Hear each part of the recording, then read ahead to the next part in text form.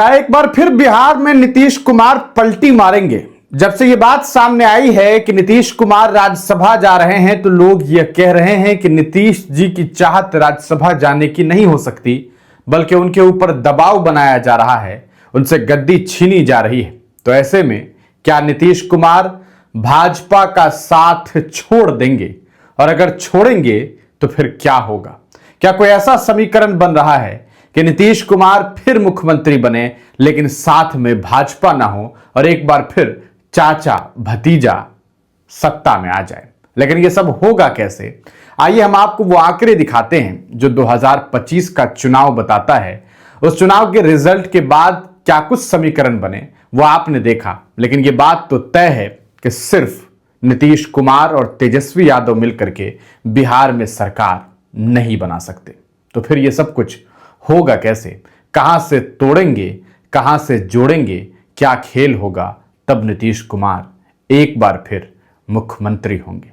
राज्यसभा जाएंगे नहीं जाएंगे, 24 घंटे में ये सब कुछ साफ हो जाएगा। साफ यह भी कि क्या नीतीश कुमार अपनी मर्जी से जा रहे हैं, और अगर नहीं तो ऐन मुमकिन है कि नीतीश जी अपनी गद्दी के लिए एक बार फिर साथ भाजपा का छोड़ेंगे और अपने भतीजे तेजस्वी यादव को उप मुख्यमंत्री बना करके सत्ता हासिल करेंगे।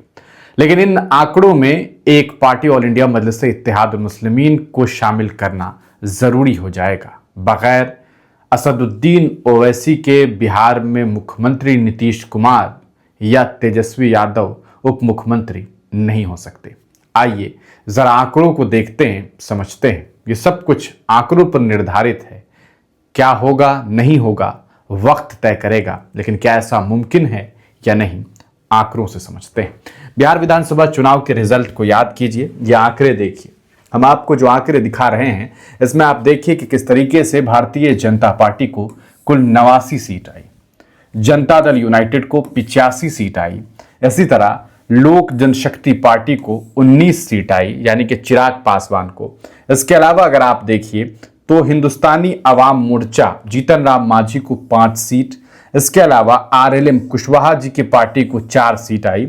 और अगर आप देखेंगे तो ये वो दल है जिनका आपस में गठबंधन है, यानी कि एनडीए महागठबंधन के पास कुल आज के डेट में 89 प्लस 85 प्लस 19 प्लस 5 प्लस 4, अगर आप इसे जोड़ते हैं तो 9 5 14, 14 9 23, 23 5 28, 28 और 4 32, तो 2 इधर और इधर 8, 2 10, 18 और 1 19, 192। मेरे ख्याल से यहाँ 3 था, तो हमारा ये जो टोटल आंकड़ा बनता है ये हो जाता है 202। ठीक है ना, 202। तो भारतीय जनता पार्टी और एनडीए गठबंधन के पास कुल 202 सीट है। तो ऑब्वियस सी बात है सरकार इनकी है। लेकिन क्या ऐसा हो सकता है? चूंकि बिहार में बहुमत के लिए कितनी सीट चाहिए? बिहार में बहुमत के लिए चूंकि 243 सीट है टोटल, तो आपको 122 सीट चाहिए सरकार में आने के लिए, है ना। 122, 12 दूना 24 और 4। तो ये कैसे होगा? क्या ये मुमकिन है कि जनता दल यूनाइटेड, क्योंकि उनके पास तो सिर्फ 25 सीट है। तो चलिए आंकड़ों से समझते हैं। देखिए खेल ये है कि अगर सबसे पहले ये समझते हैं कि अगर नीतीश जी अलग हो जाए तो क्या भाजपा अकेले दम पर सत्ता में आ सकती है? चलिए आंकड़ों से समझते हैं। अगर नीतीश कुमार को हम इस गेम से आउट कर दें तो भाजपा के पास 89 सीट, लोक जनशक्ति के पास 19 सीट, हिंदुस्तानी अवाम मोर्चा के पास 5 सीट और कुशवाहा जी के राष्ट्रीय लोक मोर्चा के पास 4 सीट। इन आंकड़ों को जब हम ऐड करते हैं, जोड़ते हैं, तो क्या बनेगा? 89 प्लस 19 प्लस 5 प्लस 4, 18 4 22, 27 7 2 10 11, 117। क्या 117 सीट से सत्ता हासिल हो सकती है? नहीं, 5 और चाहिए। तो क्या मजलिस-ए-इत्तेहादुल मुस्लिमीन अगर समर्थन कर दे तो यहाँ पर भाजपा की सरकार बनेगी, लेकिन भाजपा को डायरेक्ट तो सत्ता में लाने में मजलिस-ए-इत्तेहादुल मुस्लिमीन साथ नहीं दे सकती। तो ये कह सकते हैं कि 117, इनके पास 5 और चाहिए। चलिए जरा आप समझते हैं कि 117 हमारा एनडीए के पास होता है अलग से, अगर उसमें नीतीश कुमार ना हो।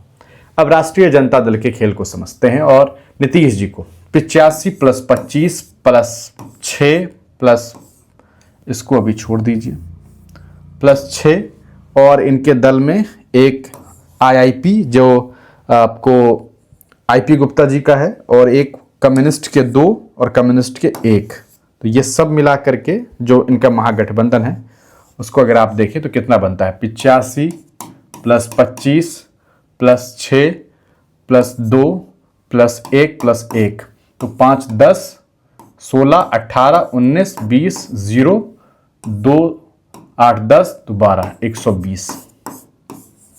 कितने चाहिए और इनको? 2। तो ये 2 कहां से आएगा? एक बचा बहुजन समाज पार्टी, सतीश यादव रामगढ़ से, तो ये अगर समर्थन दे दे तो भी 121 होता है। तो बचा कौन जो समर्थन करे? ऐसे केस में जीतन राम मांझी साथ नहीं आएंगे क्योंकि केंद्र में मंत्री हैं, राष्ट्रीय लोक मोर्चा के आने की संभावना नहीं है, तो मजलिस इत्तेहादुल मुस्लिमीन बचती है। अगर एआईएमआईएम संपूर्ण समर्थन कर दे तो टोटल सीट हो जाती है 125, और ऐसे में सत्ता नीतीश जी तेजस्वी यादव के साथ हासिल कर सकते हैं। लेकिन क्या तेजस्वी यादव ऐसा करेंगे? क्योंकि बार बार तो राष्ट्रीय जनता दल ने अब ये कहना शुरू किया और बार बार नीतीश जी को लेकर के कि नीतीश जी तो बीमार पड़ गए हुए हैं, अचेत पड़े हुए हैं, तो क्या तेजस्वी यादव ऐसा करेंगे? अगर ऐसा करेंगे तो तेजस्वी यादव पर भी बड़ा इफेक्ट पड़ेगा। और क्या नीतीश कुमार अब ऐसा कर सकते हैं? क्या इतना आसान है कि बिहार में इतनी बड़ी पार्टी बनने के बाद बीजेपी सरकार बनाने में नाकामयाब हो जाएगी? क्या ये मुमकिन नहीं कि भाजपा कांग्रेस के 6 विधायक अपने पाले में ले ले? नहीं 6, 4 ले ले, तोड़ दे पार्टी।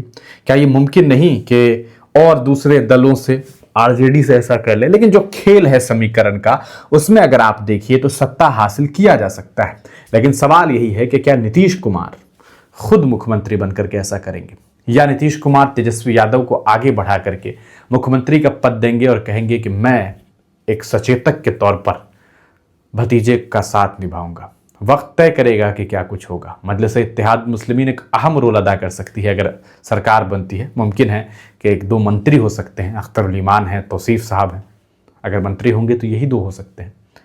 क्या कुछ होगा वक्त तय करेगा, लेकिन ये सब कुछ एक समीकरण का खेल है। होना क्या है नहीं है ये तो बिहार की सियासत जाने और बिहार के सत्ताधारी जाने। बिहार की सियासत के बारे में कहा जाता है कि जब आप कोई चीज़ सोचते हैं, आप सोचना ख़त्म करते हैं, या आप सोचना, आपकी तमाम सोच जब आप तक पहुंच जाती है कि हाँ आप यहाँ तक सोच सकते हैं, तो फिर उसके बाद बिहार की सियासत शुरू हो जाती है।